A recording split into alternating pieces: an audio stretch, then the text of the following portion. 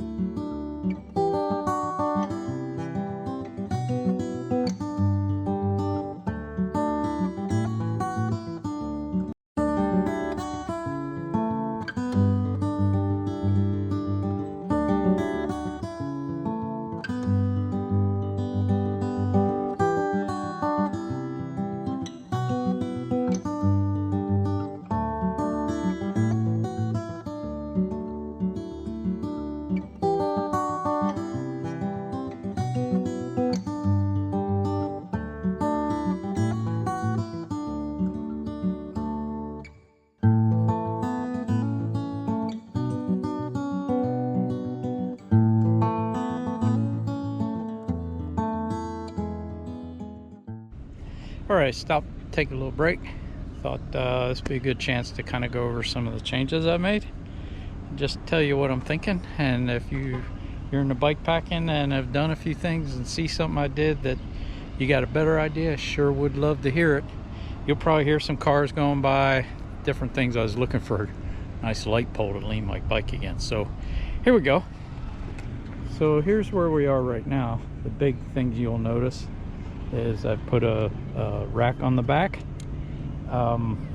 This is actually a Trek rack, and I'll put the description below. And you'll notice I have Continental tires. So these are the top contact Continental tires. They are the same size as the 700 by 35 that I had. I just really like Continental tires better.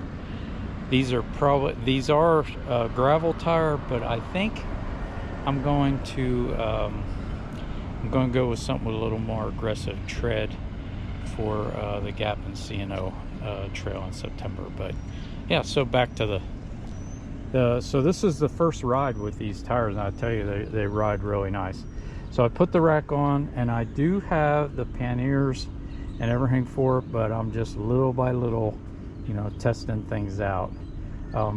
This won't be here, but this basically has tools, a spare tire and things like that. So I got a Brooks B17 seat. Heard these are what it's all about, and I'll tell you, I know it takes a couple 100 miles to break it in, but so far I'm pretty happy with this thing. So yeah, and I'll let you know how that goes as I keep going. So I got me a tail fin frame bag. It's waterproof. They have one that flaps over. I went with a zipper one. Maybe I didn't do the right thing, but I'm pretty happy with this thing so far. This is a maiden voyage for the tail fin as well. Tail fin makes some great waterproof stuff. Then I got, actually I'll come around this way. I've put on two what I call feed bags, and I went and got 2 water bottles. Now these, if you see, you just squeeze it. Well, I've drank out of this one, so it's down a little bit, but you just squeeze it and the water comes out, which I really like better than when you have to twist the top, because that, you know, I'm not good with one hand. This is an Ornot bag, and this is actually where I have my drone. I have a waterproof bag inside the Ornot bag, and that's where I have my drone. And I'll keep messing with that. It has a couple extra pockets on it, you know, to put different things, which I don't know that I'll use or not. I mainly got it for that. And you'll see here, so I have this bar, which I had before. This Ornot bag fits right on here, and then I've already tested it. My handlebar bag will fit right under this bag, and it, I mean, hardly even touches at all. So I'm pretty happy with that. And then you'll see I used to have my mirror right here. I have went and added another bar here, and I'll tell you, so I'm 10 miles into this ride today.